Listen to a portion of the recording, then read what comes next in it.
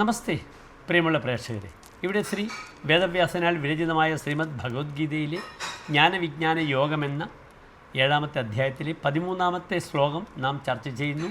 പ്രിയമുള്ള പ്രേക്ഷക, ശ്ലോകം ശ്രദ്ധിച്ചാലും ത്രിഭിർ ഗുണമയേർഭാവൈഃ യേഭിഃ സർവമിദം ജഗത് മോഹിതം നാഭിജാനാതി മാമേഭ്യഃ പരമവ്യയം. പദച്ഛേദം ശ്രദ്ധിക്കുക. ത്രിഭിഃ ഗുണമയൈഃ ഭാവൈഃ യേഭിഃ സർവം ഇദം ജഗത് മോഹിതം ന അഭിജാനാതി മാം ഏഭ്യഃ പരമവ്യയം. ശ്ലോകത്തിൻ്റെ അന്വയം ശ്രദ്ധിക്കുക. ത്രിഭിഃ ഏഭിഃ ഗുണമയൈഃ ഭാവൈഃ ഇദം സർവം ജഗത് മോഹിതം അസ്തി ഏഭ്യഃ പരം അവ്യയം മാം ന അഭിജാനാതി. ശ്ലോകത്തിൻ്റെ സാരാംശം ശ്രദ്ധിക്കുക. സത്വരജസ് തമസ് തുടങ്ങിയ ഭാവങ്ങളുടെ വികാരങ്ങളായ രാഗദ്വേഷമോഹാദികളാൽ ജഗത്തിലെ സർവചരാചരങ്ങളും മോഹത്തെ പ്രാപിച്ചിരിക്കുന്നു.